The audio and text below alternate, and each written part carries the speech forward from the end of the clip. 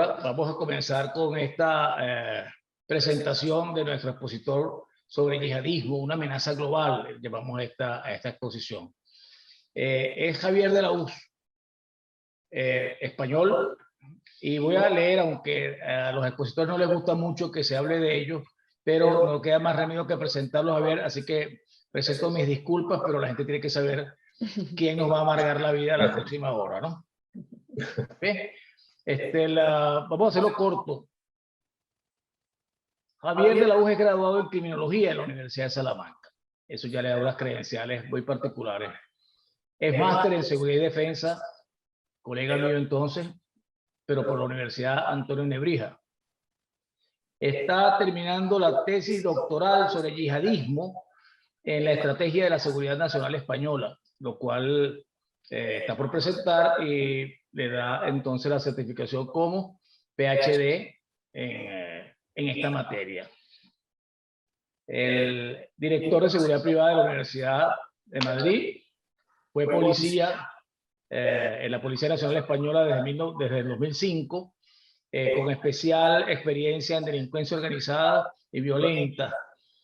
Colabora con la Universidad de Nebrija como tutor de trabajos de grado del máster en seguridad y defensa.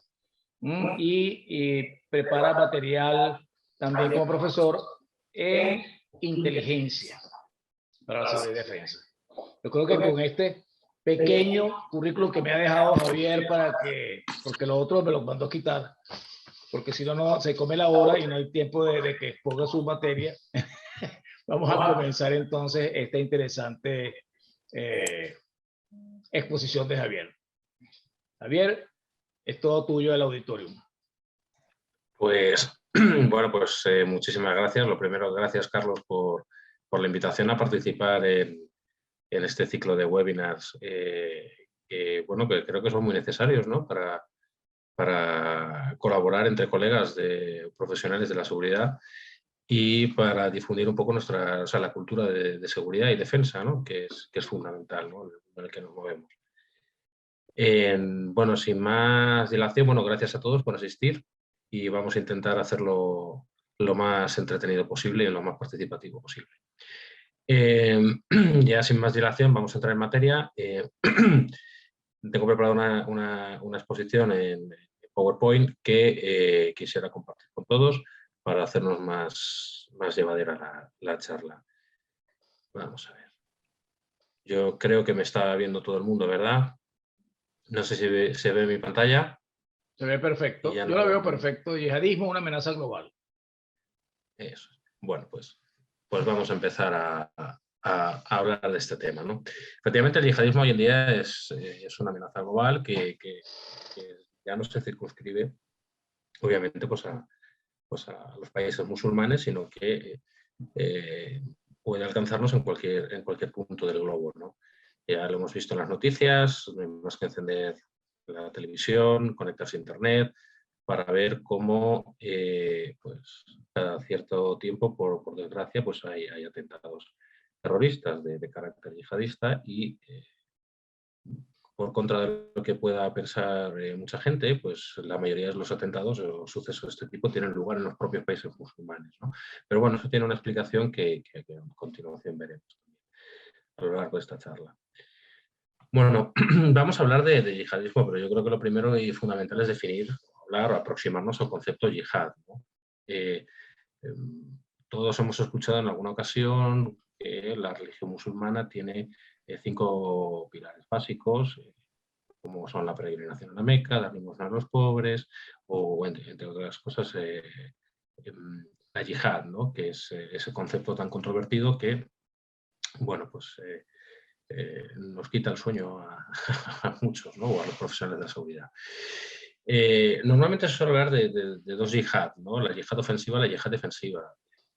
La yihad ofensiva tiene un origen con un contexto histórico determinado, ¿no? Estamos hablando de cuando el Islam como religión, que surge en el año 600 y pico, pues empieza a expandir desde la península de Arabia por todo Oriente. Entonces, digamos que es una visión más de carácter político, que tiene una equivalencia, por decirlo de alguna manera, al concepto de las cruzadas medievales, ¿no? O sea, son una especie de guerras expansionistas de religión, pero tienen un contexto histórico muy determinado. La yihad defensiva, por contra, pues se plantea, ¿no?, como una defensa de esos territorios en los que viven los musulmanes, ¿no?, por parte de un ocupante extranjero, ¿no? Esto es importante también porque digamos que es la base, por decirlo de una manera, de esa resistencia enconada que puede haber encontrado, pues, por ejemplo, pues, el ejército de Estados Unidos en Afganistán o en Irak, o el ejército soviético en Afganistán también. O sea, quiero decir que hay un elemento identitario bastante importante, ¿no?, en este sentido. Actualmente el yihadismo actual, digamos que tiene dos grandes fuentes o dos grandes influencias, ¿no? Por un lado tenemos el wahabismo saudí, ¿no? El wahabismo o salafismo es una corriente que está principalmente en Arabia Saudí y que es a día de hoy, pues, financiada también por Arabia Saudí. Es una visión, como por decirlo de alguna manera, muy ortodoxa, ¿no?, para que nos entendamos, una visión muy estricta, muy ortodoxa del Islam. Y luego, por otro lado, tenemos la visión de los hermanos musulmanes. Los hermanos musulmanes surgen a principios del siglo XX en Egipto, ¿no? Su fundador es Albana, Hassan Albana, y que fue un profesor egipcio que estaba convencido de que solo el retorno a un Islam tradicional podía ayudarles a superar la colonización, el proceso de colonización británica, a alcanzar la independencia. Luego ha habido otros sucesos a lo largo del siglo XX, bien entrado el siglo XX, que han sido bastante decisivos, ¿no?, para la influencia sobre el yihadismo, ¿no?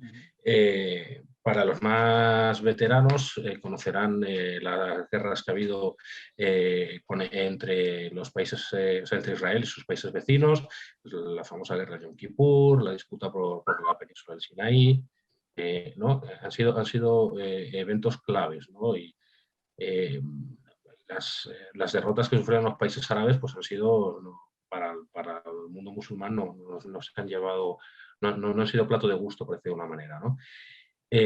Nuevamente el wahabismo sigue influyendo muchísimo, y el takfirismo de los hermanos musulmanes. El takfirismo, digamos, lo podemos definir como digamos, va más allá de la ortodoxia, ¿no? Podemos decir algo así, por una terminología más coloquial, ¿no? O sea, como ultraortodoxos, por decirlo de alguna manera, ¿no? El takfirismo defiende, sería como decir la excomunión en el mundo católico, ¿no? Ellos van en contra de los apóstatas, de los musulmanes que son apóstatas, entonces los consideran que no, incluso, vamos, que se merecen la esclavitud, quiero decir, que no tienen ningún tipo de piedad o de miramientos con los musulmanes que no cumplen con la religión musulmana tal y como ellos la entienden. Luego, por supuesto, el enfrentamiento de chiitas versus sunitas, ya sabemos que son las dos grandes corrientes del Islam. A día de hoy se ve reflejado por ejemplo, en la gran potencia sunita es Arabia Saudita y Irán es la gran potencia chiita. Y además tienen un enfrentamiento claro por controlar, son potencias revisionistas en su zona, en su área geopolítica, y intentan imponer su criterio y se enfrentan. De hecho, en Yemen hay lo que se conoce una proxy war, una guerra a través de intermediarios, que cada uno de los bandos ha financiado a su vez por Arabia Saudita y por Irán. En 1979 Khomeini regresa a Teherán y eso supone, digamos, un gran impulso al movimiento chiita en Irán, y a su vez produce una reacción en el entorno contrario al entorno sunita, y se produce por primera vez una toma de rehenes en la Meca. Fue una cosa extraordinaria, que nunca se había visto algo así en el mundo musulmán. Luego otro elemento, pues, que fue, digamos, otro factor que sentó mal en el ámbito más ortodoxo del Islam, o más radical, fue el Tratado de Paz entre Egipto y Israel, que devolvía la península del Sinaí a Israel, ¿no? Esto fue además curioso porque desembocó en el asesinato de Anwar al-Sadat, presidente de Egipto, en un atentado terrorista.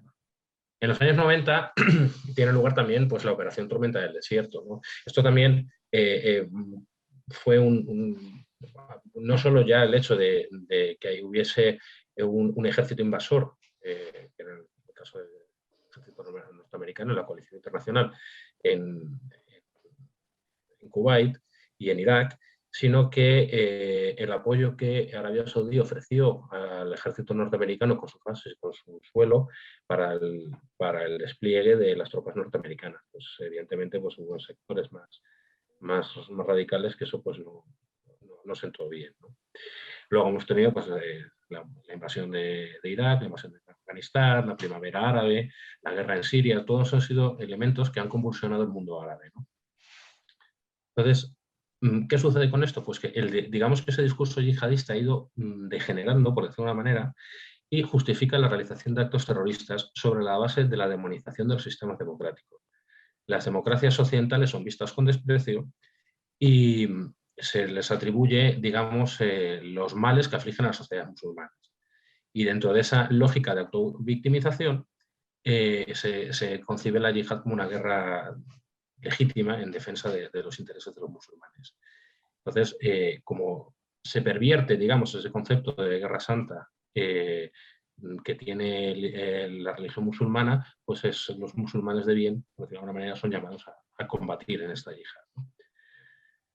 Bueno, esta infografía está extraída del Informe de Seguridad Nacional de 2020 que edita el Departamento de Seguridad Nacional de España, en el que podemos ver más o menos cómo está la distribución de los grupos yihadistas que están operando en el globo, ¿no? Por decirlo de alguna Disculpa, manera. Javier, en la pantalla solamente está la primera lámina. Y ya vas por Ah, Y ya vas por la a información ver. y nos falta mover un poquito colocar las siguientes láminas, ¿no? Las cambia él. No las cambia él. Sí, ¿Se ve ahora? Sí, No, sigue ahí. no, se ha mantenido la misma lámina inicial. Ay, pues a mí me sale, claro, yo sigo cambiando. De hecho, lo que estaba comentando era la segunda lámina. La tercera lámina es la infografía, el mapa, pero no sé si no se ve. Él tiene que ver cómo hace, porque no cambian. Vamos a preguntarle a No, Javier, trata de ponerlo ¿cómo se llama? En que pasen solas, pues que pase como una exposición, como que no te quede ahí en la Vamos primera a intentar página. un Trata segundo. a ver. Vamos a ver. Sí, porque estamos parados en la primera lámina. Vamos a ver. Ahora si sí. yo- ahora sí. Ahora sí, Javier. Ahora sí se está moviendo. Perfecto. Gracias, Javier. Disculpa.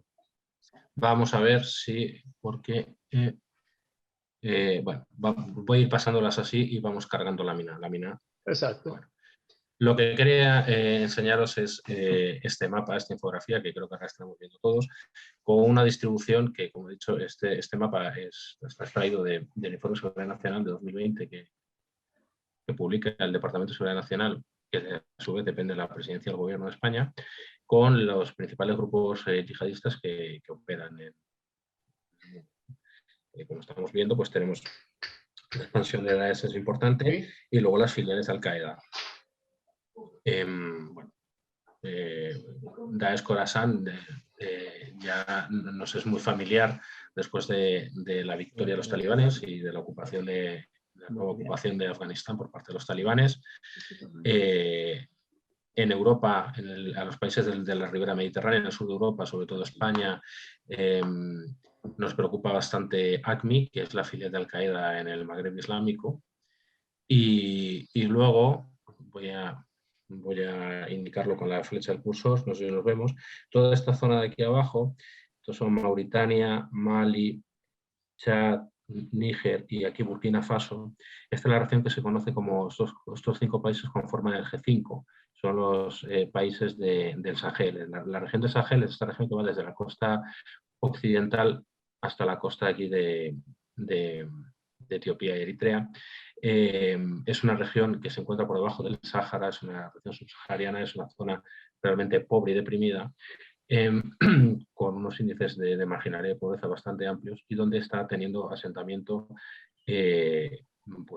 potentes grupos yihadistas, ¿no? Tenemos Boko Haram aquí abajo en Nigeria, la actuación Nigeria y Níger, la región del lago Chad, y todo esto está provocando expulsión de población y de inmigración hacia el norte de África y por tanto a Europa. Tienen una ruta que va aquí a las Islas Canarias, que como bien saben todos pertenecen a España, frente a la costa de Marruecos, y esta es una ruta. Desde aquí también salen rutas inmigrantes hacia el Golfo de Cádiz, la ruta por el Mediterráneo central, y luego ya provenientes de Siria tenemos la ruta del Mediterráneo. Javier, Bueno, te tengo que interrumpir otra vez, Javier. ¿Tú estás señalando con algún puntero las zonas? Porque nosotros no lo vemos. Nosotros no lo vemos. Vaya. Por eso es que te digo, ponlo como presentación, porque no lo vemos lo que tú haces. Y no sé por dónde andas. Si no, ahora sí. No pasa ahora nada. Sí. Vale, bueno, pues era lo que quería decir, esto sí no se ve, que bueno, pues esta es la región que cae aquí debajo del Sáhara, donde se está produciendo este problema. Que al final la violencia genera movimiento de personas e inmigración hacia Europa. Bueno, vamos a poner esta lámina, que creo que estamos viendo todo. Bueno, ¿por qué pongo esta lámina? Que creo que vemos todos identificamos con el 11 de septiembre. El Pentágono, el World Trade Center, un bombero del Departamento de Bomberos de Nueva York. ¿Por qué? Porque el 11 de septiembre cambió el mundo. Para mal, además. Entonces, es un punto de inflexión en lo que se refiere a la concepción del yihadismo como amenaza global. Y hay un antes y un después.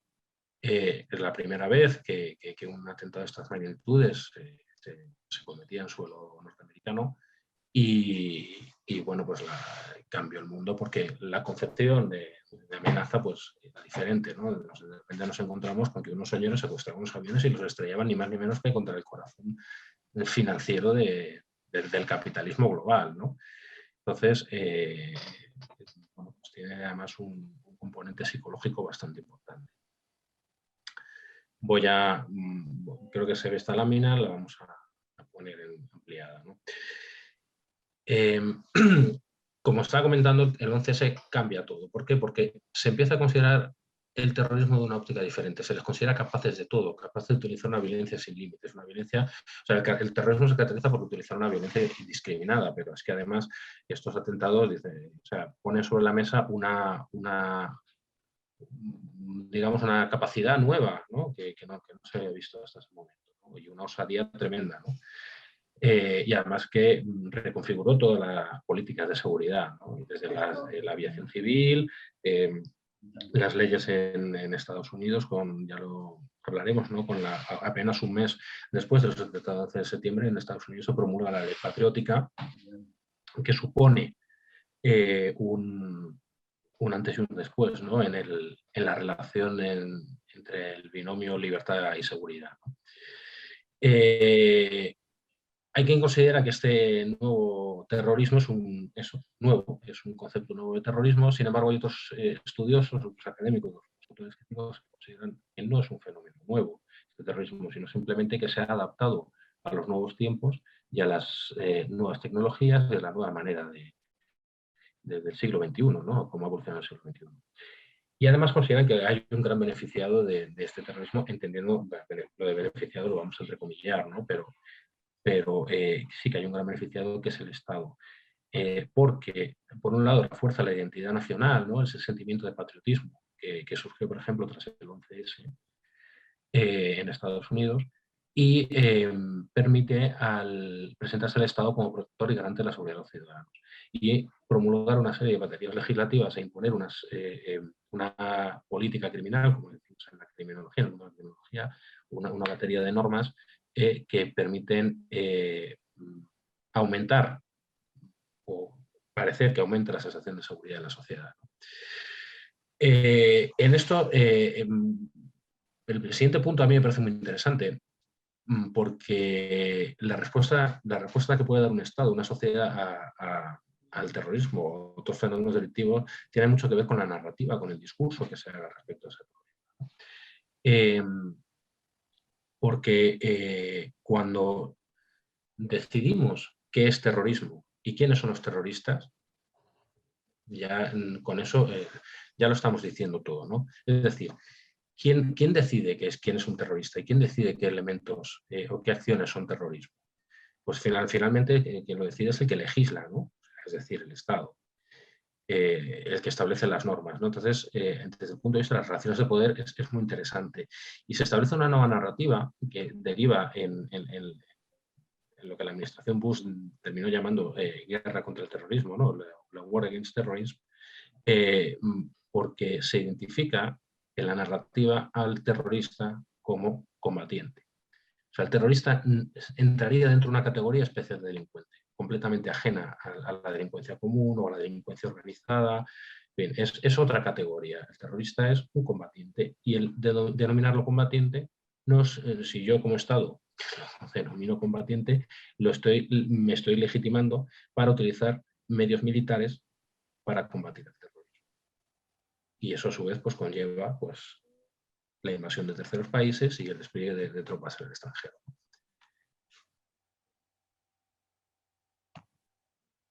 Estados Unidos y la guerra contra el terror.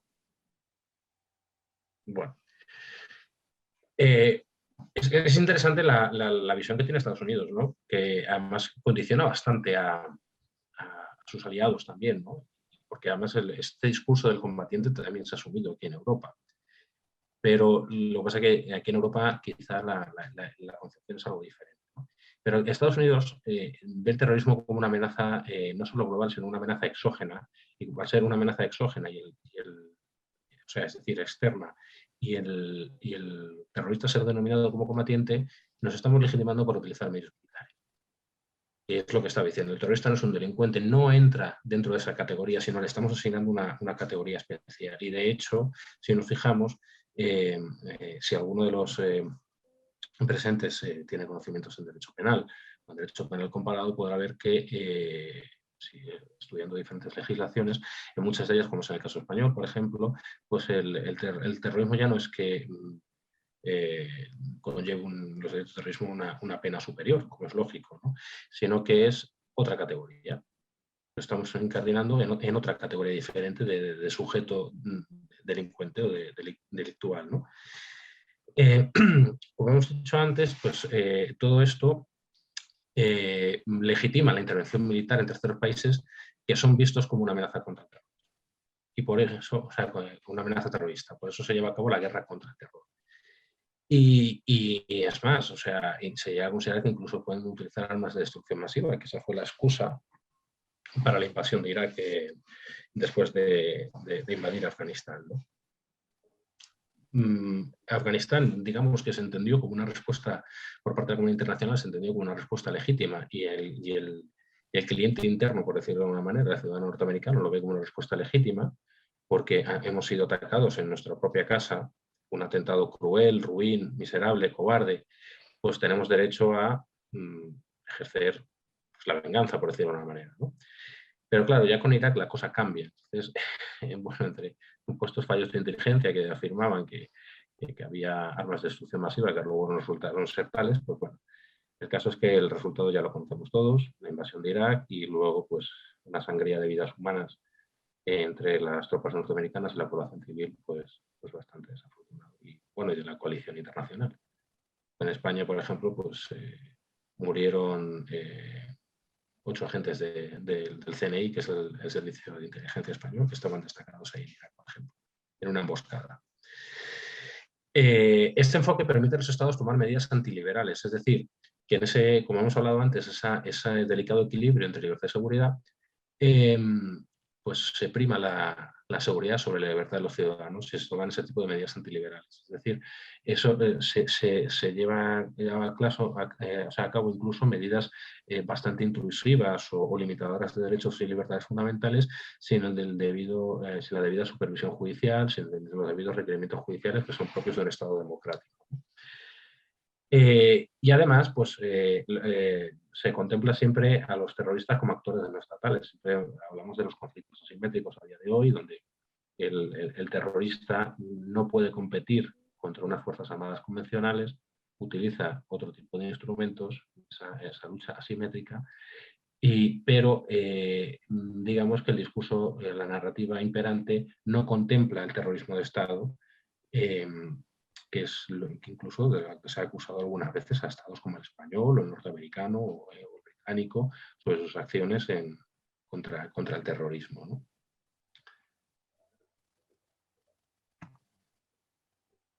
¿Esto qué conlleva? Que se legitimen medidas extraordinarias para combatir el terrorismo, ya sea dentro o fuera de las fronteras del propio Estado. Y se genera un clima de excepcionalidad, claro. Se genera tensión, porque ahí vivimos en un estado de alarma constante. En cualquier momento nos van a poner un atentado, en cualquier momento puede haber víctimas, ¿no?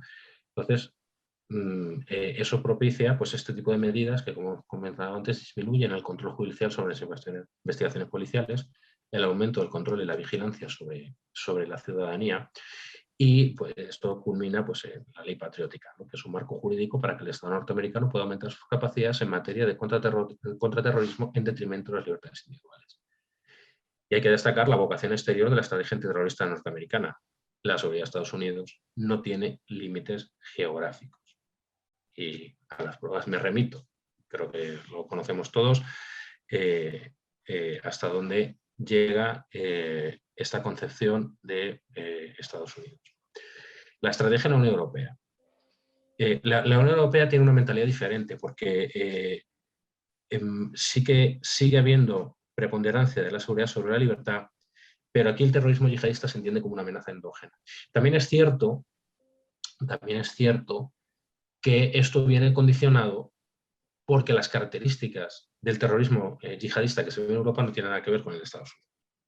Aquí ahora estamos viviendo en Europa, creo que todos los que siguen la actualidad europea sabrán pues, todo lo que ha sucedido aquí con los atentados en París de Charlie Hebdo, de la Sala Bataclan, los atentados de Londres en 2015, en París nuevamente en el supermercado israelí de comida kosher, los atentados de Barcelona de 2017. O sea, estamos hablando de ya home ground terrorismo, o sea, de personas que han nacido y se han criado en Europa y están cometiendo atentados yihadistas. Y eso de momento no está sucediendo en otros lugares del mundo, ¿no?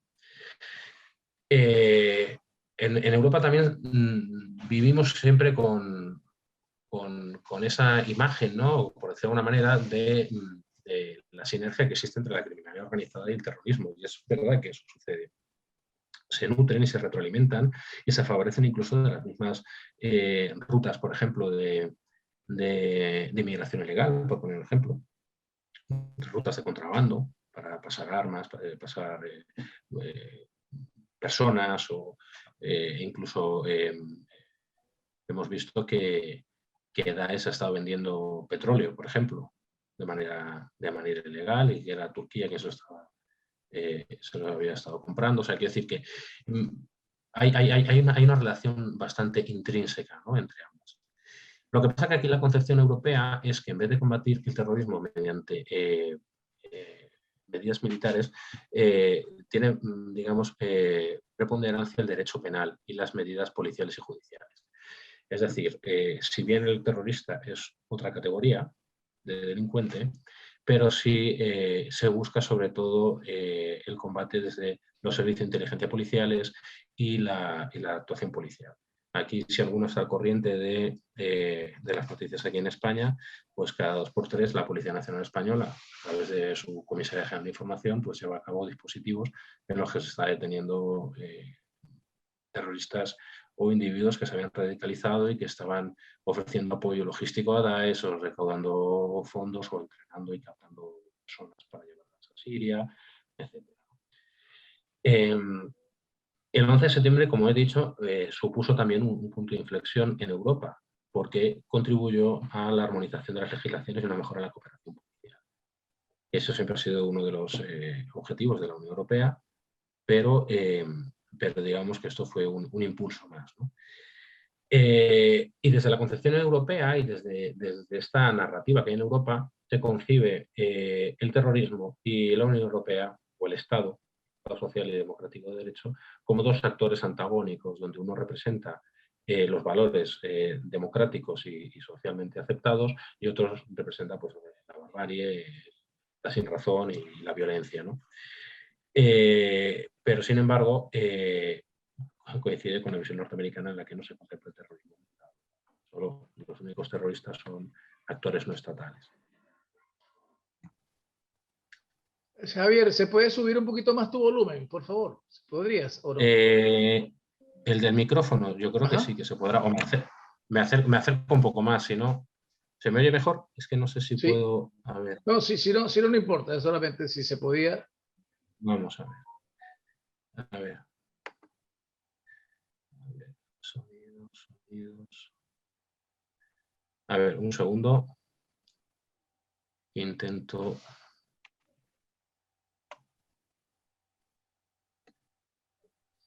¿Se me escucha bien ahora? Sí, está bien. Sí. Continúa. Bueno. Vamos a ver. Aquí lo que estamos comentando es eso, que en Europa se concibe no tanto una guerra contra el terror, sino lucha contra el terrorismo. Y desde la aprobación de la Estrategia Europea de Seguridad de 2003 se empezaron a tener en cuenta las vertientes externas a las amenazas terroristas. Se pone el acento en la existencia de terceros países que son una amenaza para una potencial amenaza, ¿no? Aquí he estado hablando antes de la región del Sahel, por ejemplo, Mali es una fuente de inestabilidad. Y, por ejemplo, y todos los grupos terroristas que operan en esa región que están provocando el desplazamiento de inmigración hacia Europa. Pero bueno, por ejemplo, ha habido en Casablanca, por ejemplo, hubo un atentado contra la Casa de España, por ejemplo, ahí en Marruecos. Es decir, que siempre se percibe como la amenaza, o sea, la consumación de la amenaza contra los intereses nacionales en terceros países, ¿no? Digamos que la concepción europea también está muy basada en la cooperación internacional. Europa, por ejemplo, tiene en la región del Sahel, como hemos comentado antes, varias misiones, la EUTM Mali. Ahora mismo en Mali, si estáis al corriente de las noticias, ha entrado la empresa Wagner, que es una empresa de seguridad privada de contratistas militares, que es rusa. Ha sido contratada por las autoridades malienses para intentar garantizar la seguridad en el país y se han retirado las tropas francesas que estaban llevando a cabo la operación Barkhane. Eso era, entre otras cosas, porque se busca, digamos, externalizar la seguridad y alejar el peligro de las fronteras europeas mediante la intervención en terceros países que se perciben como una amenaza potencial a la seguridad europea. Y el terrorismo se concibe como un fenómeno dinámico en constante evolución.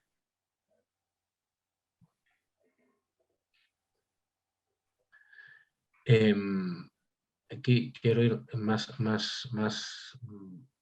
bueno, quiero detenerme en algún aspecto más destacado de esta lámina, porque aquí la estrategia no es tanto, ya como he dicho varias veces, el enfoque militar, sino la prevención de la radicalización. La radicalización yihadista es un fenómeno que es multicausal y no se puede combatir adecuadamente, como cualquier fenómeno delictivo, si no se conocen las causas del problema. Gran parte del problema que surge con el yihadismo está, como veremos más adelante, en los factores de radicalización, que lleva a una persona a emprender el camino a la radicalización para cometer un atentado terrorista. Y aquí preocupa especialmente, ¿no?, el homegrown terrorism, es decir, los terroristas que son inmigrantes de segunda generación que se han criado en Europa con los valores de la Unión Europea y con los valores democráticos, pero no los asumen y deciden emprender el camino a la radicalización yihadista. Pero este terrorismo además preocupa por otro motivo, porque primero, es imprevisible, ya lo hemos visto. No hace falta o sea, es muy difícil de predecir cómo detectas el proceso de radicalización en una persona que está en su casa consumiendo contenido yihadista a través de Internet. Es muy complicado. Se consigue en ocasiones, pero hay otras veces que no. Y luego, aparte, ¿cuántos potenciales consumidores de contenido radical hay en red? Muchísimos. Y es imposible, no hay un policía para cada uno de ellos. Es imposible, ¿no? Otra de las cosas que hemos visto es que no necesita grandes medios. Alquilar un coche o una furgoneta y atropellar a alguien, coger un cuchillo y subirte en un vagón de metro, como pasaba en Alemania, coger un cuchillo y pues acuchillar al primer policía que te encuentres, o el primer militar que te encuentres por la calle, que ya ha pasado. En España se ha intentado, en Londres hubo un asesinato, hubo dos terroristas de origen jamaicano que asesinaron a un militar británico en Londres, ¿no? A cuchilladas. O esos otros que también acuchillaron gente en el puente de Londres, que murió un español intentando defender a una de las víctimas. Y entonces, claro, pues con esos medios tan precarios, pues realmente no hay grandes necesidades de financiación. O sea, un atentado como el 11S necesita una financiación muy grande y una infraestructura muy grande, y hay muchas personas implicadas en un atentado, aunque no se conozcan entre sí, operen en células estancas, pero necesita una infraestructura muy grande, aprender a pilotar un avión, colarse en el aeropuerto, colar las armas, etcétera, etcétera. Y bueno, sin embargo, para esto no. Con lo cual, pues por más que se tomen medidas para prevenir la financiación del terrorismo, pero ellos funcionan con los propios medios, con lo que sacan de pequeños delitos, con la hawala, que es una especie de préstamos y de financiación pequeña que se hacen entre ellos. Entonces es muy complicado, ¿no? Entonces, lo que estamos hablando, utilizan medios muy accesibles, armas blancas, coches, furgonetas.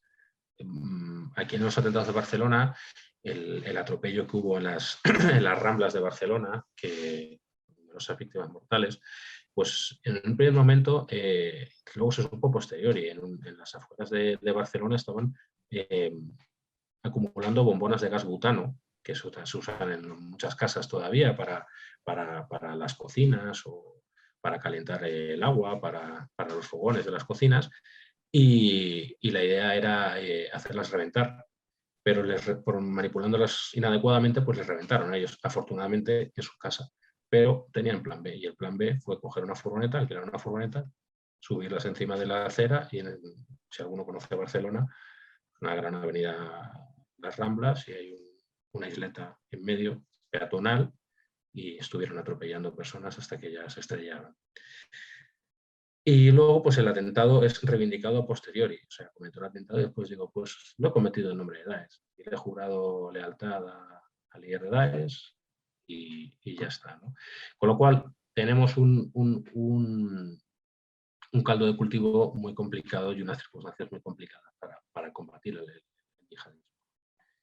Bueno, aquí sí que no me voy a detener mucho, pero bueno, esto es el caso español, pero bueno, como anécdota, pues aquí entre 1996 y 2012, la mayoría de los implicados de los detenidos por pertenencia a grupos yihadistas eran argelinos, pakistaníes y sirios. Desde 2012 a la actualidad han sido casi todos de origen marroquí. Y eso es un dato interesante. La evolución es curiosa. La mayoría, el 75% de ellos, tenían edades comprendidas entre los 25 y los 39 años. Y la edad media de comienzo de actividad terrorista es a los 30, o sea, se involucran muy jóvenes. Aunque ya cada vez los está viendo más jovencitos, pero bueno, estamos hablando de una edad media, ¿no? El 67,7% estaban casados y el 83,4% tenían nacionalidad extranjera. Eso era en ese momento. Ahora nos estamos encontrando que ya muchos ya incluso tienen ciudadanía española, pero tienen residencia legal en España, como si alguien en Estados Unidos con su green card pues estuviese implicado en este tipo de actividades.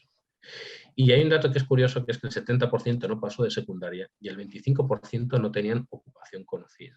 Estos son datos importantes porque tienen un interés criminógeno bastante importante, ¿no? Y es que la marginalidad, la exclusión social y la falta de recursos económicos siempre terminan estando de una manera u otra relacionada con la delincuencia, con un tipo de delincuencia o con otra, en este caso la delincuencia violenta y con la radicalización, ¿no? Muchos de ellos se radicalizaron en prisión porque han tenido contacto con delincuentes comunes que han ingresado en prisión y han tenido contacto con bueno, lo que decía, entre 2013 y 2017 el 65% ya eran de origen marroquí, que eso es un cambio significativo. Bueno, los factores de radicalización, centros penitenciarios.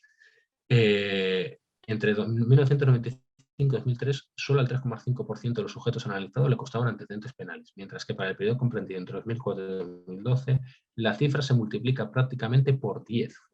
Es decir, que nos estamos encontrando que el yihadismo en Europa se está nutriendo de delincuentes comunes. Muchos se radicalizan en prisión, tienen contacto con imanes que están en prisión o con otros compañeros presos y son potentes factores de radicalización, ¿no? Vínculos sociales previos con otros individuos radicalizados.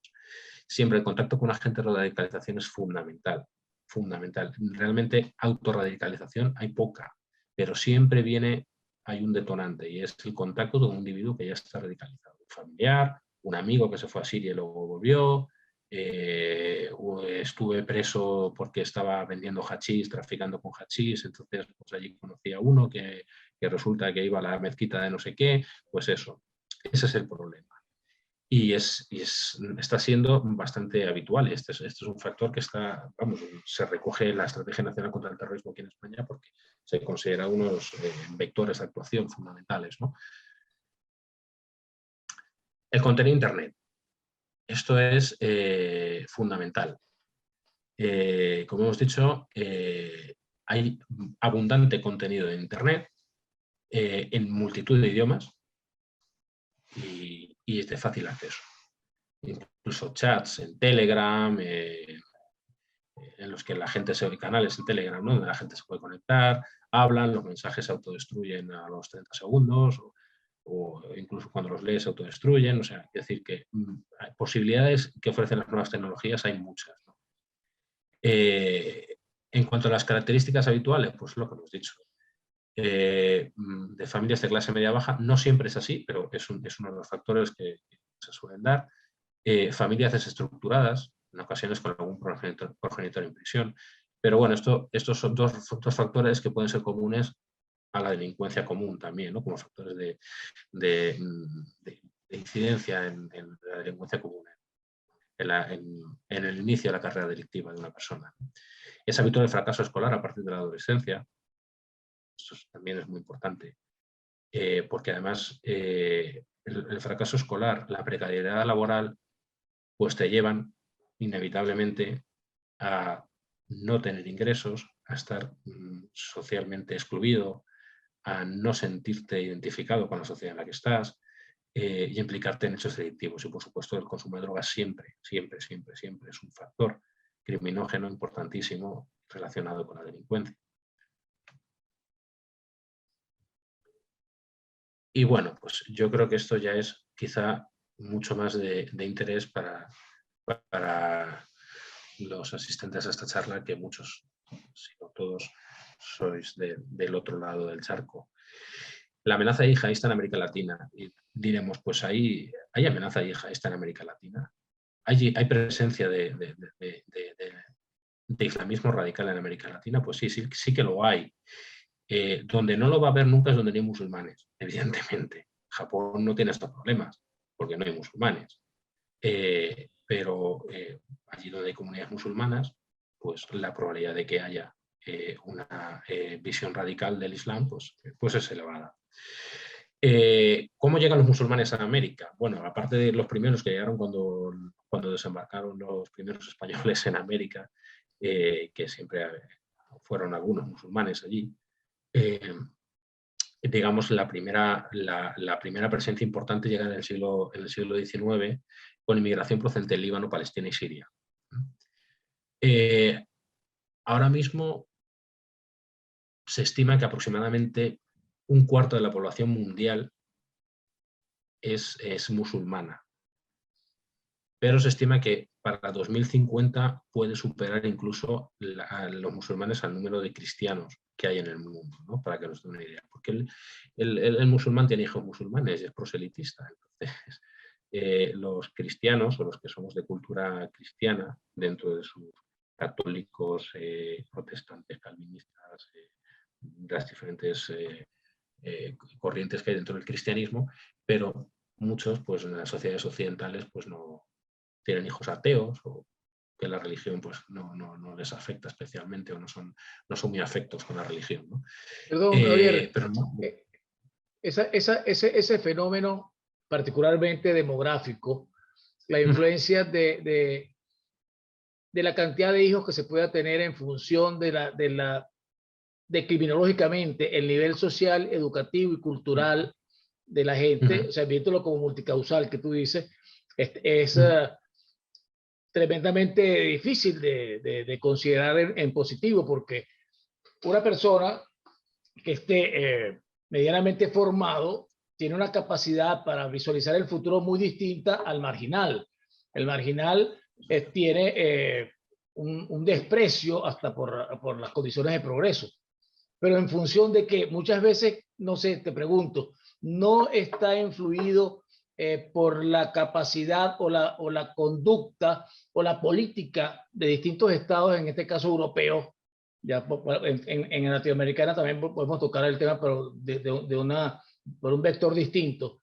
El apoyo que se le da a ese inmigrante, ¿sí?, que lo condiciona a percibir ingresos sin necesidad de trabajar.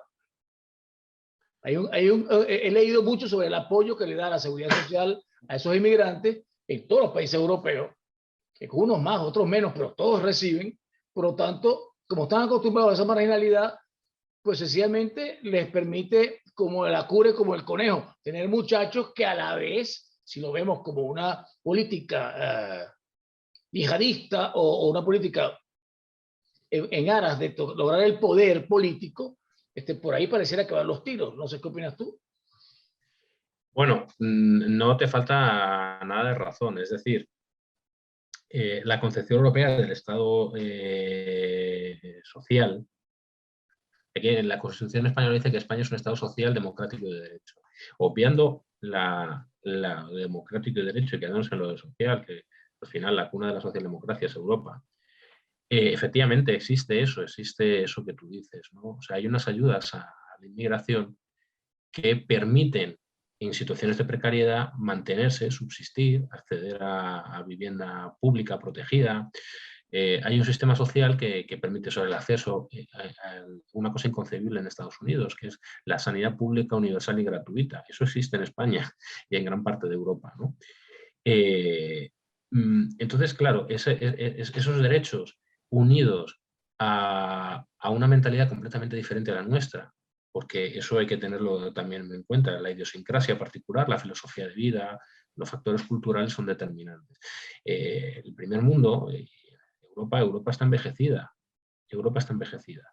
En Europa la natalidad está por los suelos. En España es uno de los países con la pirámide demográfica más invertida del mundo, solo por detrás de Japón. Entonces, aquí tenemos un problema. Y entonces se ha visto la inmigración como una oportunidad de obtener mano de obra barata, en mi opinión. Entonces se ha favorecido también. Y es una manera de mantener, si los españoles o los europeos no tenemos hijos, que yo sí ya he cumplido con la demografía, pero los que no,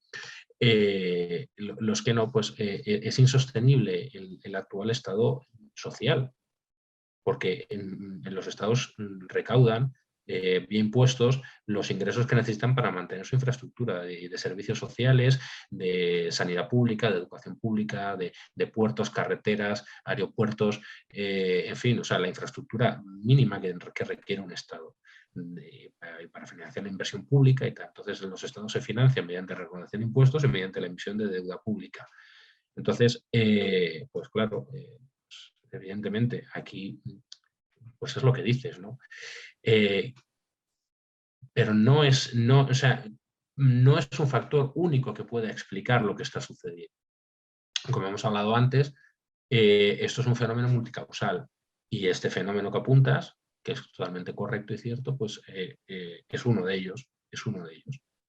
Entre todos conforman un caldo de cultivo que nos lleva a la situación en la que nos encontramos en este momento. Yo creo que además hay un factor fundamental, y es el de la crisis de identidad también.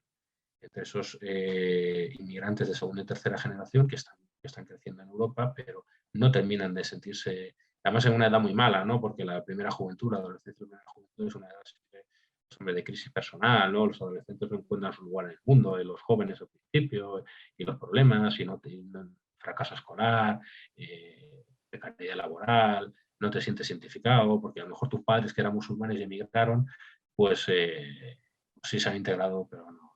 Vamos, yo conozco personalmente un caso en Francia que es de ese tipo, ¿no? O sea, fue marroquí emigrado a Francia, casado con una francesa, plenamente integrado toda la vida trabajando y cotizando, musulmán más que moderado, moderadísimo, practicante, pero moderado, y sin embargo, pues empezó a preocuparse por su hijo porque tiene una conducta preocupante, verdaderamente, ¿no? De simpatía hacia ese Islam más radical. Entonces, como padre, obviamente, pues estas personas se preocupan, ¿no?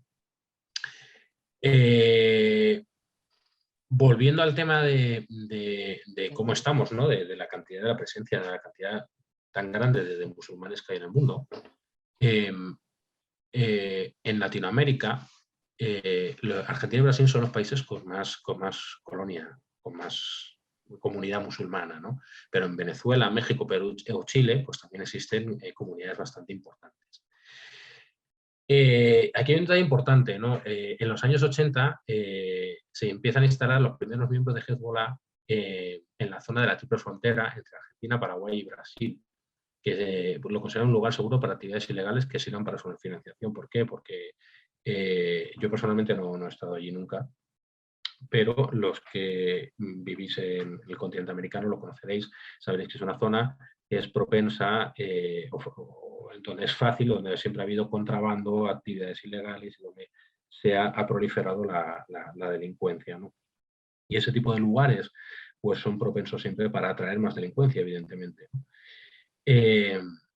Luego hay otro hecho bastante importante que también delata la presencia significativa de elementos yihadistas en América Latina, ¿no? Y son los atentados que ocurren en Argentina contra intereses del Estado de Israel. En 1992 hay un atentado contra la Embajada de Israel en Buenos Aires, y en 1994 contra la Asociación Mutual Israelita Argentina, también en Buenos Aires.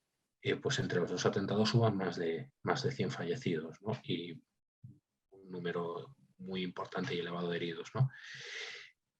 Actividad hay poca, si entendemos por poco esto que acabo de mencionar, ¿no? Que no son frecuentes los atentados terroristas yihadistas en América Latina.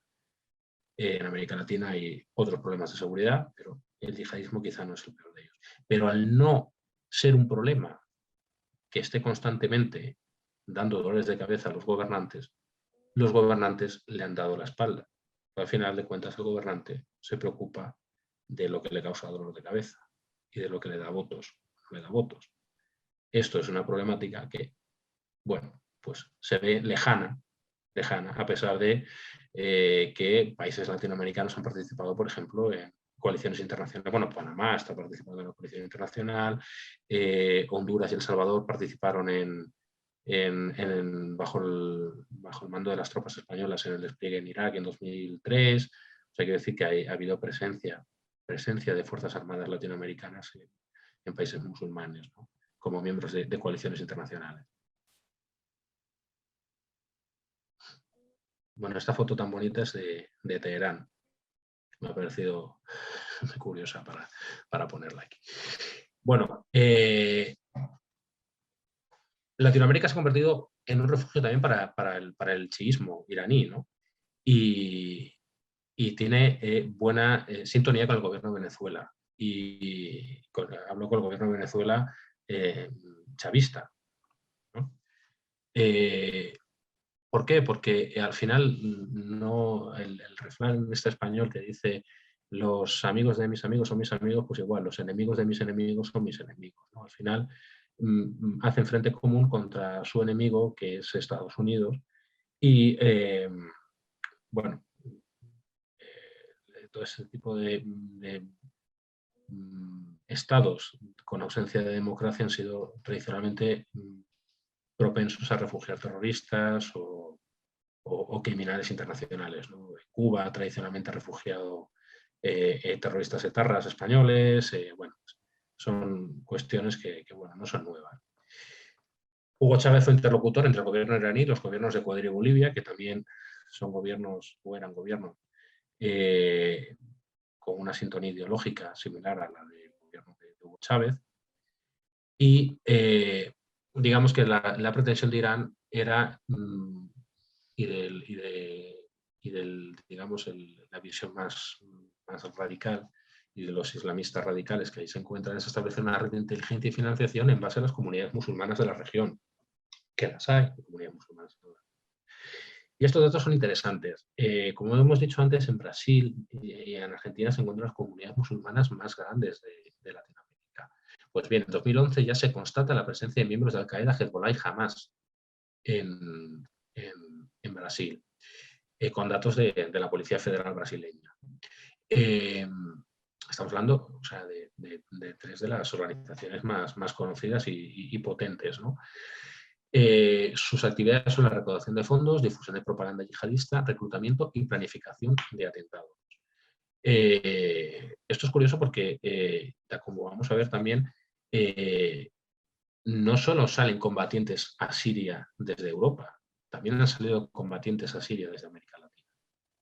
Y pues, puede resultar llamativo, ¿no? Pero porque no, en Europa podría encajarnos más por aquello de que ha sido más habitual o porque hay una comunidad musulmana mucho más amplia, mucho más instalada, sobre todo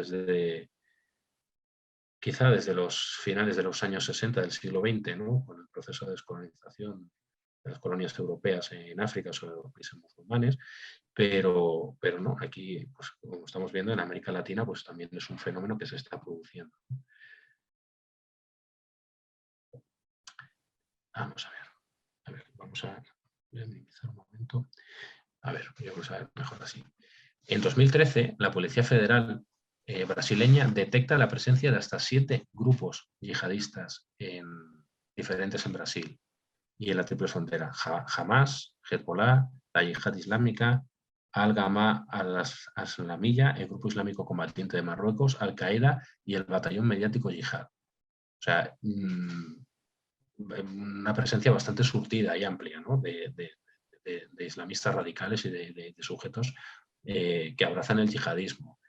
Y es, como hemos hablado antes, existe conexión entre la criminalidad organizada y los grupos terroristas, porque crean una sinergia muy interesante porque se aprovechan como he comentado anteriormente, pues desde las redes de financiación, redes de transporte de personas, de mercancías, de contrabando en general, ¿no?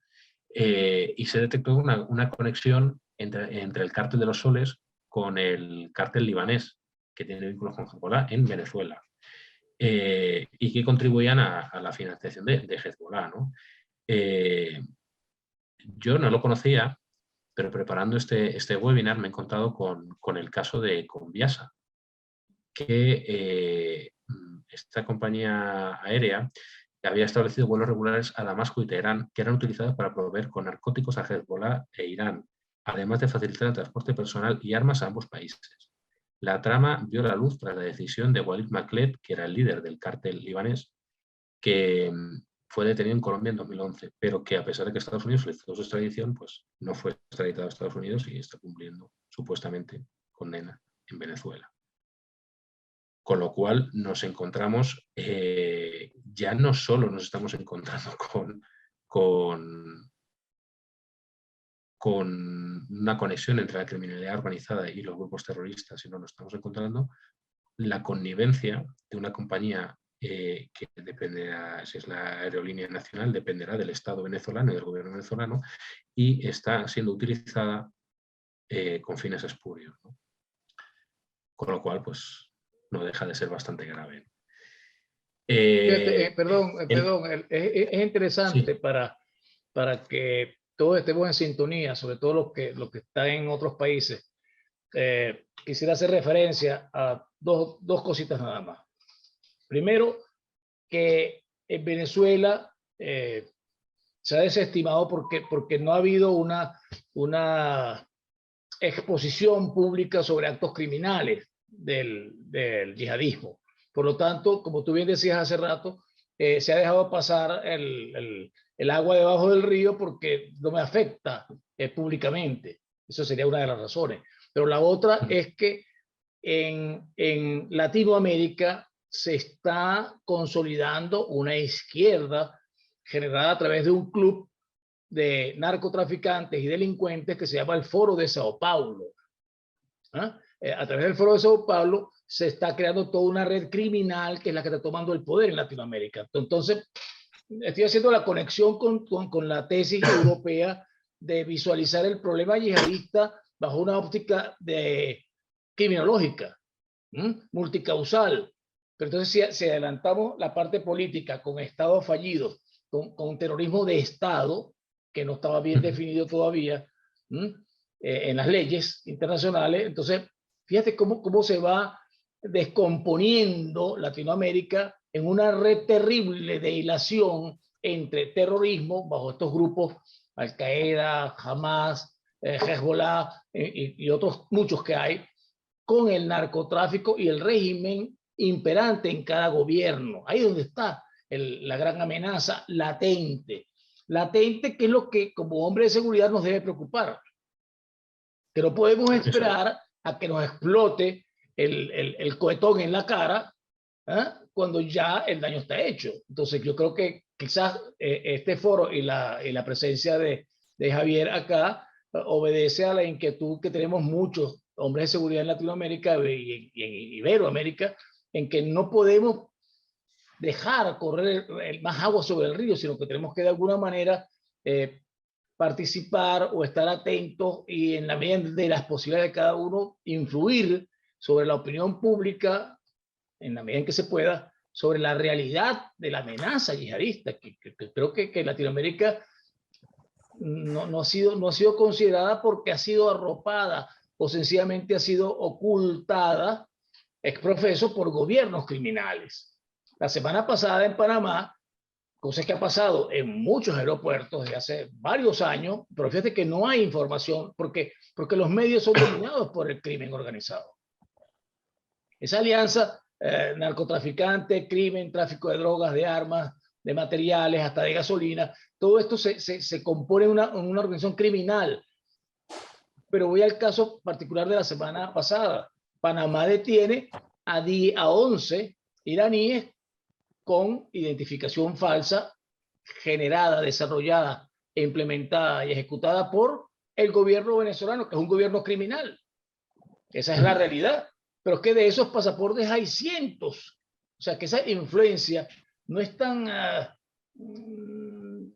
desestimable porque es un sembrar redes en toda Latinoamérica que al final, con intenciones de financiamiento o de reclutamiento, como tú bien expusiste ahí, o de actividades criminales, están creando toda una base de desarrollo, unas bases externas para atacar sencillamente a todo aquello que esté contra ellos. Ese era el pequeño comentario que no puedo dejar de hacer porque es preocupante que pase tantas cosas y el mundo no lo oiga, no lo comente, no lo investigue, sino que se queda en los organismos de inteligencia cuando algunos de ellos son sencillamente negados y tapados, ocultados.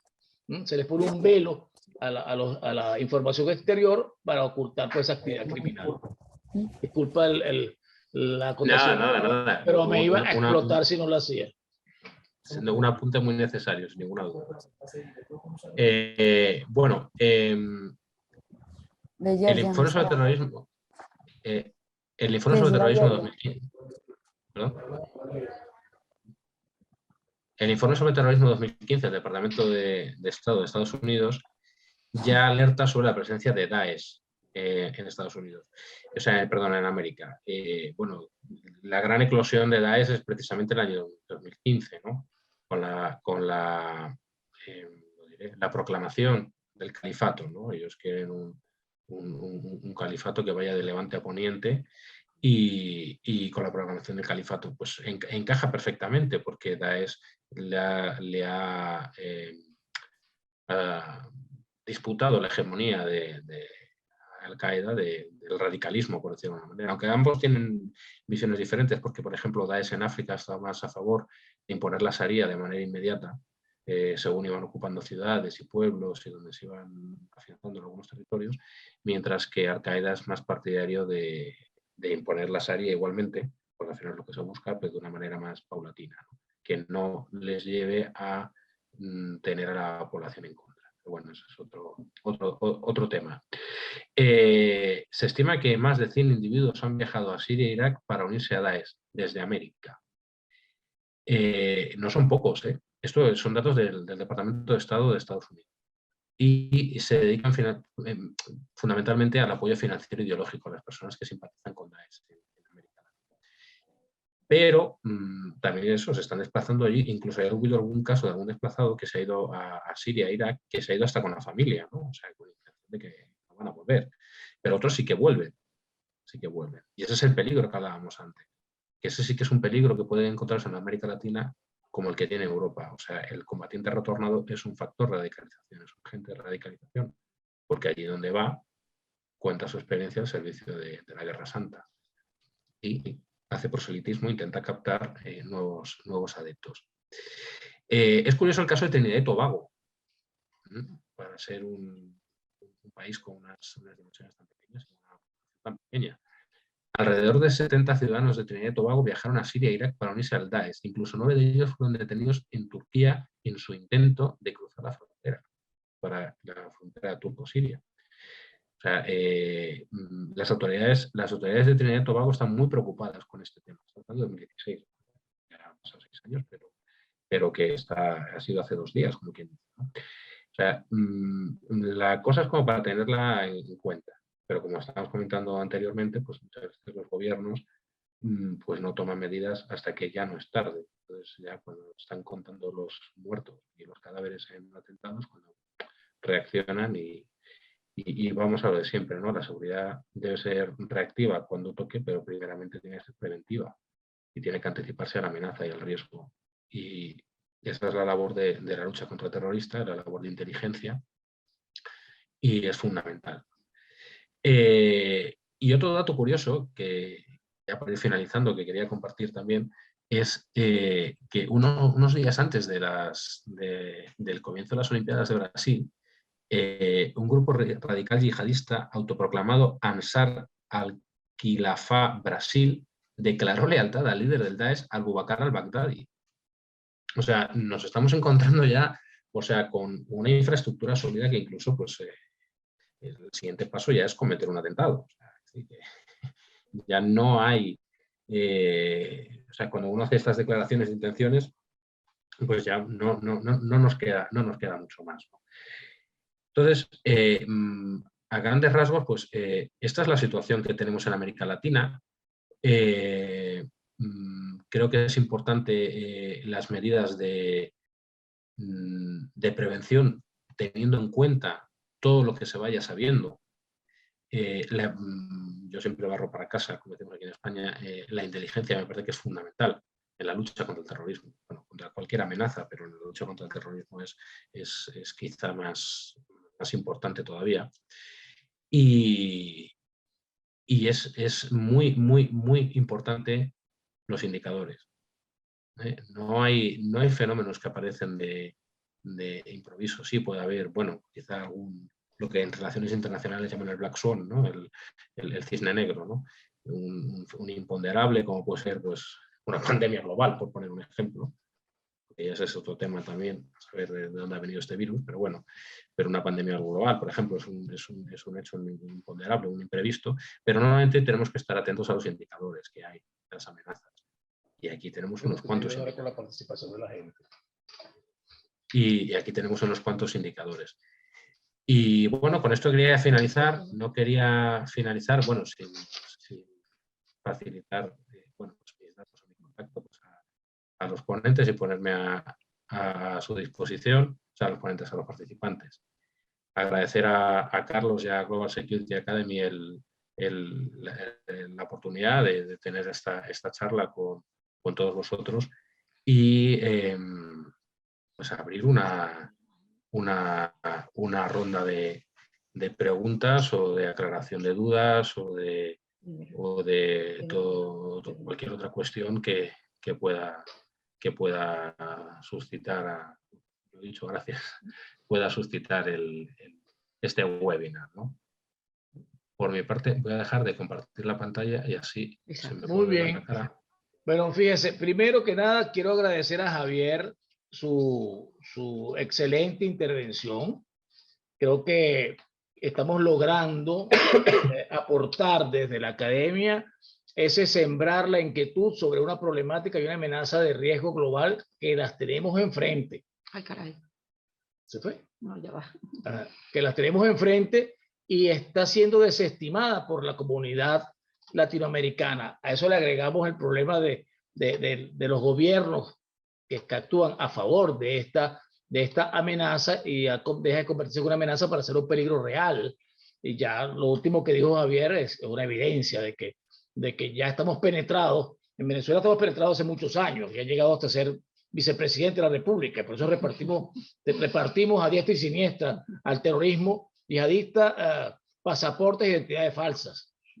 Gracias a Dios, las comunidades internacionales ya se han dado cuenta de esto y están tomando medidas en el asunto. Pero eso no significa que esos sean todos los que se dieron, ¿no? Es grave. La situación para mí es muy grave y por eso estamos en esta sesión de hoy, ¿no?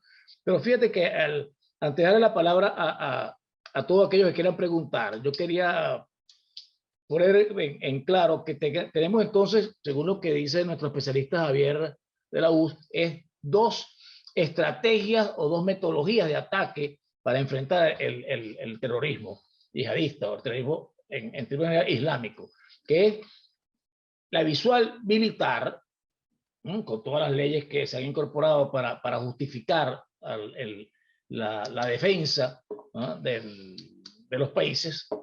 Entonces está esa estrategia militar. Y la otra, muy interesante, que es la criminológica. Es realmente revisar cuáles son las multicausales que generan criminológicamente esa reacción, aderezadas o alineadas en términos culinarios con especies tales como radicalismo islámico, antecedentes religiosos de los padres, fanaticada religiosa, lo cual conduce pues a un criminal aún más peligroso, ¿no?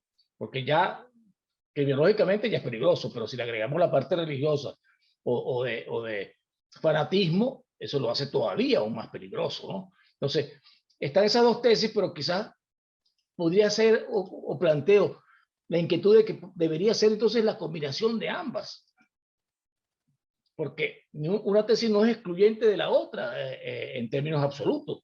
Sencillamente habrá momentos en que habrá que aplicar una estrategia de ataque frontal militar cuando hay un Estado que está apoyando esta actividad, más la actividad criminológica, que es fundamental como prevención, como hombres de seguridad, que tenemos que tenerla sobre la mesa.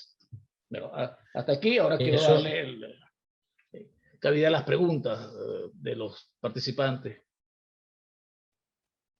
Fran tiene una cara de preguntar. Eso que comentabas, Carlos, es interesante, porque efectivamente es como cuando hablamos en criminología de los perfiles criminales, ¿no?, de los rasgos de personalidad, ¿no? Vaya por delante que los criminólogos somos criminólogos, no somos psicólogos, pero no hay perfiles puros. Pues esto es igual, quiero decir, no hay una estrategia pura, por decirlo de alguna manera, ¿no? La Unión Europea participa de manera activa en misiones fuera de sus fronteras y utiliza medios militares también. Ejércitos o países de la Unión Europea han participado en las coaliciones internacionales en las que ha participado Estados Unidos, por ejemplo. Pero como comentaba anteriormente, la Unión Europea también tiene despliegue propio, por decirlo de una manera, en misiones que, bueno, no se denominan, son misiones militares de aquella manera, ¿no? Porque, por ejemplo, en Mali es la European Union Training Mission en Mali, ¿no? En teoría es una misión de entrenamiento de la policía, o era una misión de entrenamiento de las policías, de la policía maliense y del ejército maliense para enseñarles a trabajar y a adiestrarles pues, en el combate o en técnicas policiales para combatir, entre otras cosas, no solo el terrorismo, sino también la delincuencia. Quiero decir que también hay una visión por parte de la Unión Europea, y esto es mi opinión personal, pero creo que la Unión Europea, con su política exterior y seguridad común también, y llevando adelante esa cooperación internacional que he hablado antes, con países, sobre todo de su frontera más inmediata, que son los de los países africanos, ¿no? Donde proviene principalmente la amenaza que se cierne sobre Europa, es, digamos, utilizar la cooperación al desarrollo como una suerte de moneda de cambio para mejorar la seguridad. Es decir, nosotros te damos dinero, pero a cambio tienes que introducir reformas legislativas que mejoren la gobernanza en tu país, tienes que introducir mejoras en la seguridad, mejoras en la legislación. ¿Y eso qué hace? Pues si mejora la seguridad en el país de origen de la inmigración o mejora la seguridad en el país de origen de esos potenciales terroristas, tú lo que estás haciendo es alejar tu frontera y estás creando una serie de estados tapón, que evitan que toda esa amenaza llegue hasta la puerta de tu casa, por decirlo de alguna manera, ¿no? En esto es similar un poco, salvando las distancias, Dios me libre, pero salvando las distancias, pero podemos hacer cierta analogía con la mentalidad estratégica de Rusia, o de la antigua Unión Soviética, ¿no? Cuando en la Segunda Guerra Mundial Rusia empieza a avanzar hacia Berlín y a ocupar, a liberar, y digo liberar entre comillas, liberar a países de la ocupación nazi, ellos a su vez desocupan, pero ocupan ellos, ¿no? Entonces, al final es una extensión de sus fronteras hasta donde ellos consideran que es seguro, ¿no? ¿Qué pasó? Pero bueno, ahí hay otro componente nacionalista, imperialista, que es quizá el de Rusia, y una mentalidad estratégica diferente. Pero bueno, como analogía, quiero que nos situemos como analogía, creo que puede ser útil, ¿no? No sé si alguien más tiene alguna pregunta, alguna inquietud. Muy bien, está abierto los micrófonos. El que quiera preguntar, por favor, está Javier a la espera de sus inquietudes. Sí, Javier, me ha parecido bastante bueno tu intervención, sobre todo por la cantidad de datos que nos has dado, o sea, datos que no conocíamos ni buscándolo.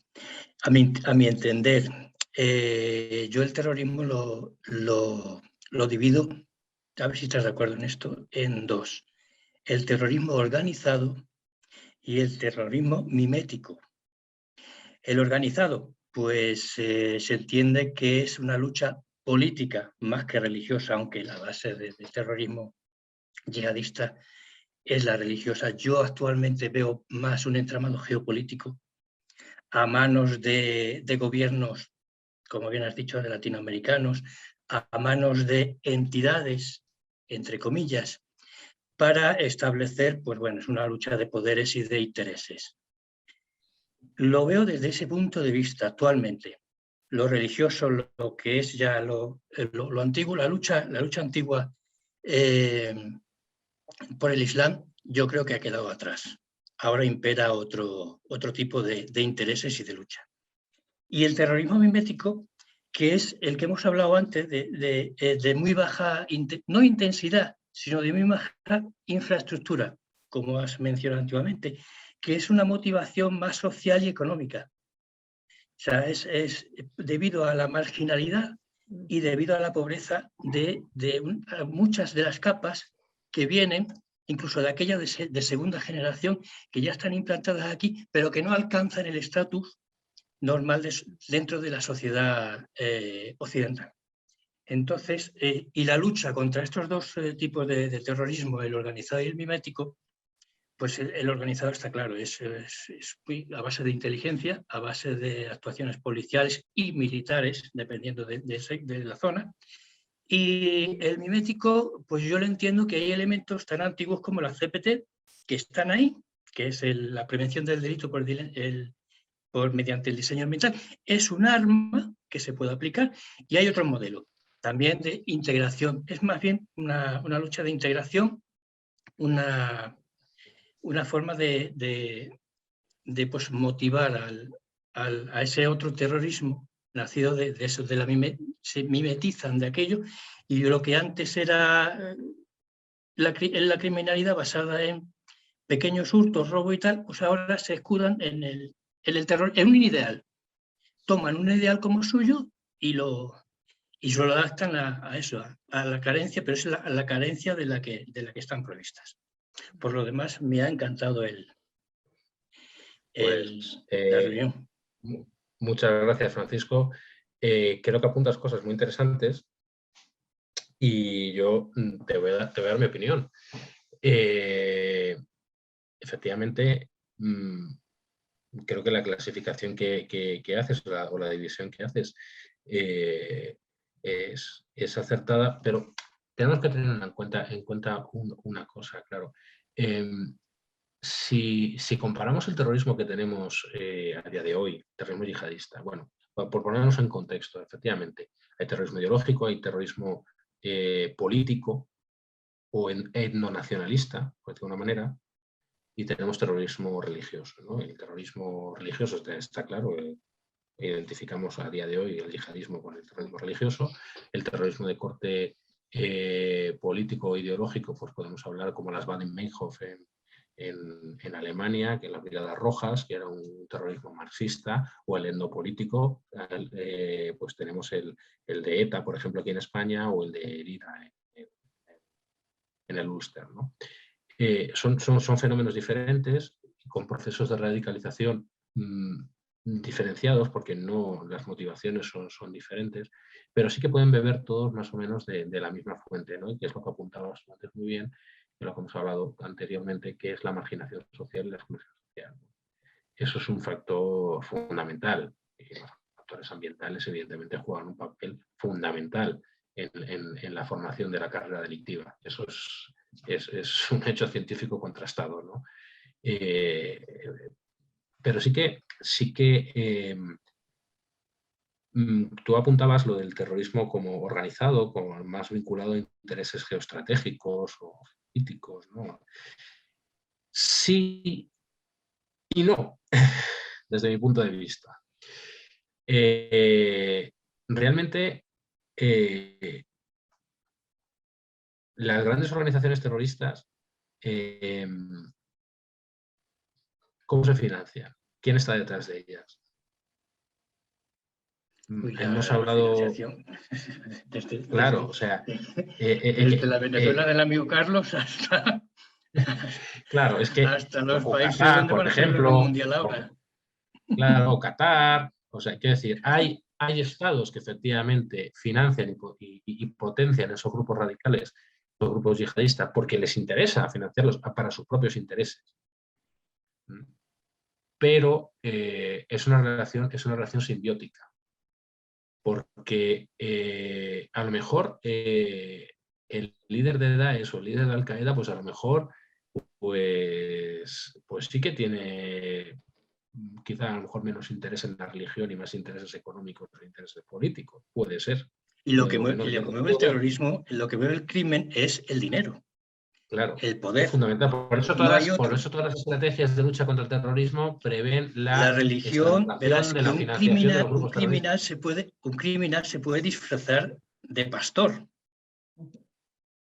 pero no serlo. Claro, claro. Por eso digo que es muy importante el tema de la financiación.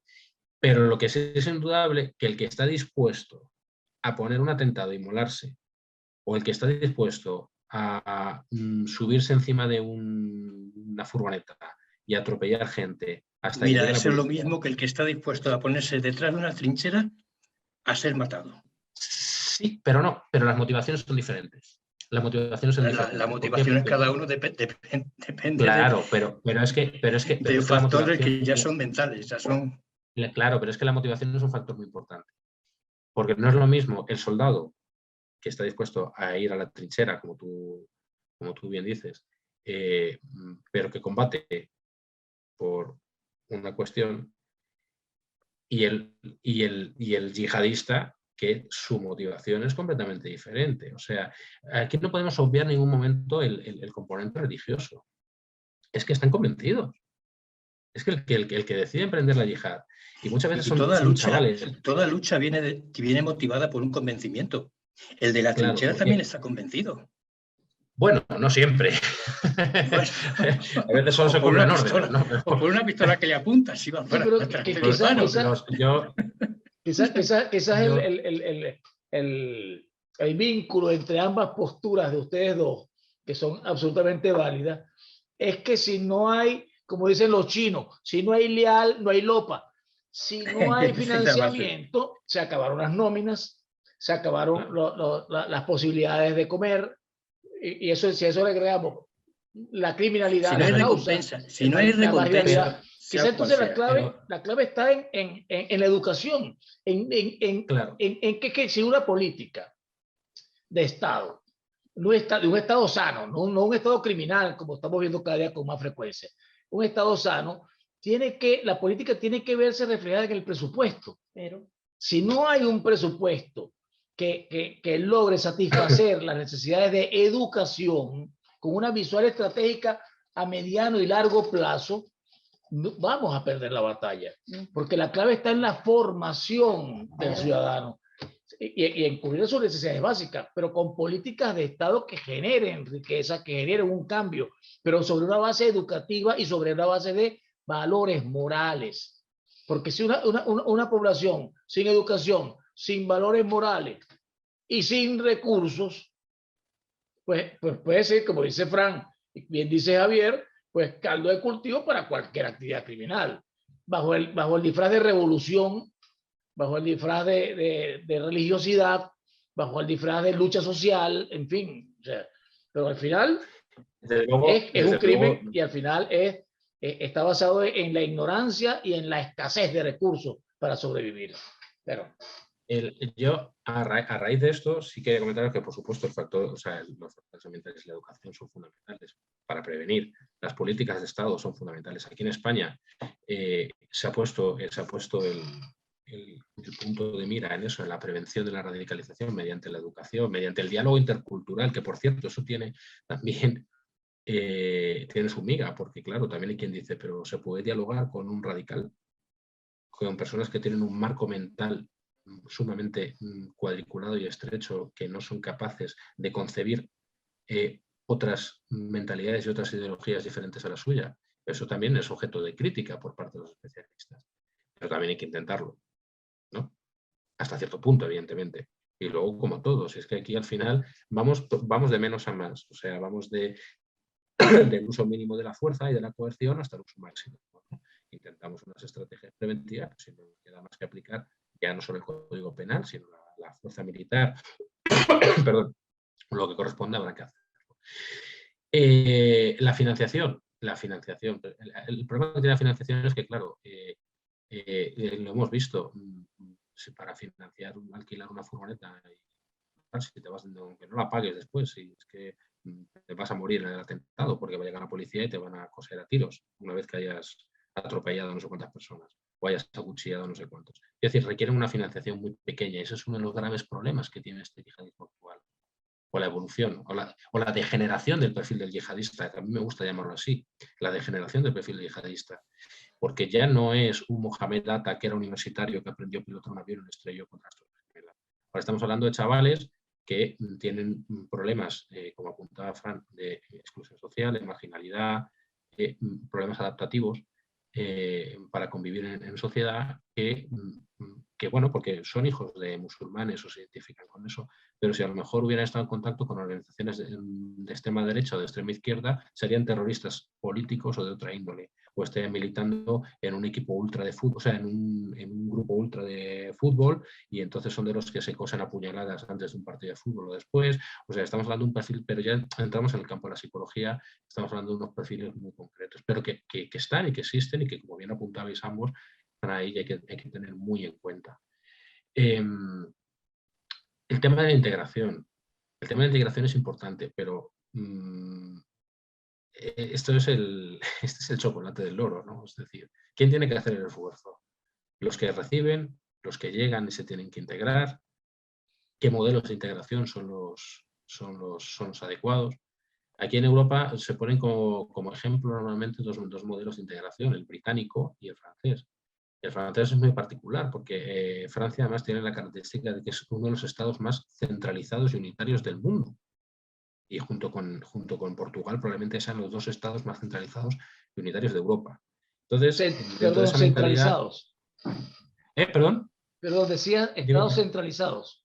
Estados centralizados, sí, donde, digamos, Sí, el Estado, el gobierno central, el Estado, la administración central del Estado asume prácticamente la totalidad de las competencias propias de la administración del Estado. Y no delega en entes regionales, ¿no? En otros entes administrativos regionales. Entonces, pues la mentalidad francesa es, aquí todo el que viene se tiene que adaptar a nuestras costumbres y punto. Y si aquí se canta la marsellesa todos los días a las 8 de la mañana cuando los niños llegan al cole, pues aquí canta la marsellesa todo el mundo. Y me da igual que seas musulmán o no seas musulmán. Las niñas no pueden llevar velo. En fin, o sea, lo que se nos ocurra. Y es buscando forzar esa integración, pero que no da resultado, evidentemente, porque ya a las pruebas me remito. Existen barriadas todas las zonas de la, ¿cómo se llama?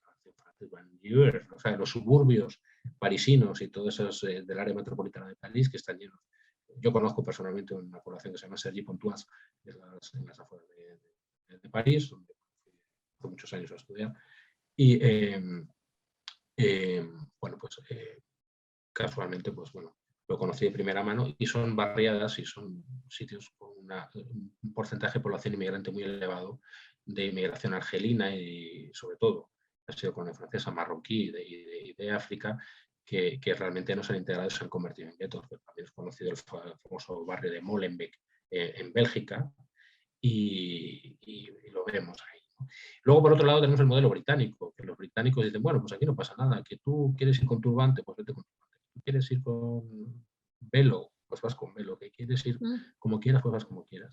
Pero tampoco esta laxitud, por decirlo de alguna manera, en la exigencia de integración, pues ha hecho que se integre realmente tampoco, porque también ha generado guetos, porque viajas al Reino Unido y ves guetos también en las barriadas. Entonces, eso también es un problema que tiene Europa, ¿no? Y es verdad que muchas veces esos barrios, esas localidades que empiezan a subir una gran cantidad de población inmigrante y que porque una vez se asentaron unos empiezan a llegar más y se genera una comunidad, han dejado de ser barrios de transición, de pues, lugares de acogida donde, bueno, pues yo llego allí, hay más españoles, por ejemplo, entonces allí no se habla español, se habla alemán, por poner un ejemplo. Entonces, pues yo al principio pues estoy allí, estoy arropado por mi comunidad, con mis costumbres, con mi no sé qué, con tal, pero no evolucionan, que es otra cosa que hay que tener en cuenta también y por qué sucede eso. No evolucionan y se terminan convirtiendo en guetos, donde además muchas de estas inmigrantes tienen trabajos poco cualificados, tienen exclusión social, tienen poca capacidad de integración y genera, como decía Francisco antes, ese caldo de cultivo o esos problemas de adaptación tan grandes que conllevan muchas veces pues, el emprendimiento de una carrera delictiva. Y bueno, Grave. Lo que quería matizar. Igual, me he enrollado mucho. Grave, no. Ya no tenemos urbanizaciones ni comunidades, ahora tenemos casuas en las ciudades europeas. El problema está en lo que tú hablabas hace rato, en las segundas generaciones y terceras generaciones. O sea, un problema a largo plazo. O lo atacamos con educación y con políticas anticriminales en cualquiera de sus metodologías, militar o policial, o sencillamente Europa dejará de ser la Europa occidental y será un territorio más musulmán, porque es un problema de... Bueno, esa es su idea. Su idea es la del musulmán radical, es conquistar Europa, pero lo van a hacer. Y tienen el tiempo para eso, y tienen la cama y el colchón y el dinero para comer, así que van bien, están teniendo éxito. Y no tienen prisa. Y no tienen prisa. Cada 9 meses sale una barriga nueva, un nuevo votante. Exactamente. Y de aquí a nada, pues veremos ya ya hay alguno por Europa, pero partidos que concurran a las elecciones que sean partidos musulmanes. No solamente eso, sino que sería interesante de alguna manera lograr la información de cuántos jefes regionales de políticos hay musulmanes, cuántos alcaldes musulmanes, cuántos concejales o miembros del ayuntamiento musulmanes, para que veamos entonces cómo está penetrando la sociedad, una sociedad que no da mecanismos de integración, ¿no? Sino que permite laxamente que fluya de alguna manera. Ya se verá. Además, ya se verá las sociedades democráticas como las sociedades occidentales, las sociedades liberales, permiten o su marco de convivencia y su marco normativo permiten la existencia de cualquier religión, que simplemente con que acate el Código Penal, pues no hay más. Con lo cual, pues, quiero decir que las condiciones están, porque hay libertad para hacerlo, afortunadamente. Claro. Afortunadamente. Entonces, yo preguntaría, así como para redondear la reunión, porque nos hemos robado un tiempo de nuestros expositores participantes, gracias a Dios que no se ha querido ir. ¿Habrá, Javier, alguna conclusión positiva? ¿Alguna conclusión positiva de todo esto? Bueno, pues que mientras hay vida hay esperanza. Quiero decir que conclusiones positivas, yo creo que claro que las hay. Yo creo que es fundamental, y ahí es donde he encaminado yo mi tesis doctoral, en la que estoy trabajando, es en la prevención de la radicalización. Yo creo que eso es fundamental. Entonces, todo pasa por ahí, en la comprensión del fenómeno, en que entendamos que solo se puede combatir un fenómeno criminal, llámese terrorismo o llámese lo que sea, desde la comprensión del fenómeno y la conociendo las causas. Y eso es fundamental, porque si no damos palos de ciego, matamos moscas a cañonazo. Una de las máximas de análisis de riesgo es eso. Tienes que conocer absolutamente cuáles son las amenazas, identificarlas para poder generar medidas preventivas. Si no conoces la amenaza, no tienes posibilidad de futuro. Entonces, volvemos quizás al punto de la educación. Hay que formar al ciudadano a que conozca cuáles son los valores propios de su cultura para que cualquier mecanismo de integración respete también las posibilidades de desarrollo cultural interno y no que se permita el desmembramiento de los valores españoles, venezolanos. Ciertamente hay que volver a los valores porque la sociedad cuando se estresa mucho tiende a reaccionar y como sabemos que toda acción lleva una reacción.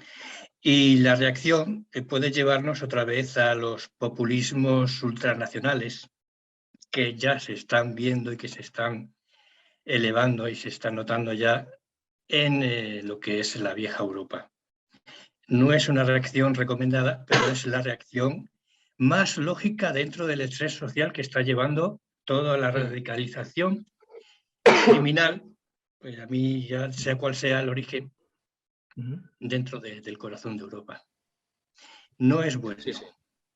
Totalmente de acuerdo. Sí. Yo creo que para mí todo extremo es malo, en absoluto, todo extremo. Un nacionalismo extremo es malo, una libertad extrema cae en libertinaje y así todo en la vida, pues, o sea, todo tiene una justa medida, pero existe un marco referencial cultural de cada nación o de cada gran comunidad. Por ejemplo, podemos hablar ahora de la Comunidad Europea. Tiene que tener un marco referencial de valores. Yo creo que una de las grandes tragedias del hombre de hoy está en permitirse el lujo de perder su natural defensa de los valores por supuesta libertad de todo tipo. Entonces, libertad religiosa, libertad económica, si me conviene lo hago y no me importa que sea un negocio medio oscuro porque al final el fin justifica los medios, hasta la pérdida de los valores.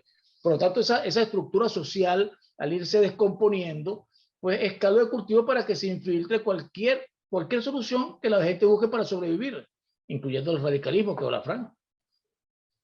Yo, vamos, en mi opinión, vamos, no estoy completamente de acuerdo con vosotros. Clave, o sea, evidentemente no descubrimos nada nuevo si hablamos de crisis de valores en Occidente. Es una cosa que no estamos apuntando nada nuevo. Con lo que apuntaba Fran de pues, el resurgimiento de movimientos populistas de derechas, de izquierdas y de todo tipo, y de arriba y de abajo, que no traen nada bueno. El populismo es pan para hoy y hambre para mañana. Y sobre todo eso, prevención, prevención y prevención. Conocimiento de las causas y prevención para actuar sobre ellas. Y la prevención va desde factores políticas sociales y políticas económicas. Y desde el punto de vista estrictamente de la seguridad va también fundamental la labor de inteligencia. La labor de inteligencia como inteligencia prospectiva, la inteligencia estimativa y la inteligencia para mí también de alerta es fundamental, que establezca buenos indicadores para detectar las amenazas allá cuando surjan. Y a nivel represivo, entendía la represión como respuesta, por supuesto, nuevamente la inteligencia, fundamental, y la cooperación e inteligencia, intercambio de información, aunque eso bueno, da para un ciclo entero de webinars. Y por otro lado, la respuesta policial. La respuesta policial y la respuesta militar si bueno, señores, ya creo que hemos cubierto una actividad muy interesante. Yo creo que no nos queda sino darle las gracias a Javier por su paciencia y por su capacidad de informarnos y de traernos sobre la mesa esta amenaza que es importante para todos los hombres de seguridad. Ojalá que estos webinars se repitan, sobre todo hablando en nuestra Iberoamérica, porque existe muy poca información y muy poca capacidad de prevenir por desconocimiento, por esa laxitud, más los gobiernos que se están convirtiendo en gobiernos criminales, narcotraficantes, que son aliados del crimen en cualquiera de sus facetas, como dice Fran. Creo que esta es una buena oportunidad para comenzar a hablar el tema, a hablarlo con más información, cada uno de nosotros en nuestro círculo de colegas o de familia o de trabajo, poder comentar un poquito más, con un poquito más de información, cuál es la nueva amenaza del yihadismo. Bueno, muchas gracias, Javier, de nuevo. Gracias a todos los participantes. Gracias pendientes del nuevo webinar, que creo que va a estar bien. Gracias a ustedes. Y para despedirlo, para Gabriela, gracias. Héctor, Fran, gracias a usted. Carlos Sá, Jesús Márquez, Freddy Álvarez, o sea, hay cantidad de gente amiga que estamos entonces compartiendo para el próximo webinar. Va a estar muy interesante y los espero allí. Yo creo que en esto estamos cumpliendo con nuestra labor de generar este centro de discusión sobre temas que consideramos importantes en términos de seguridad. Muchas gracias, Javier. Muchas gracias a todos y un fuerte abrazo. Un saludo a todos. Hasta la vista.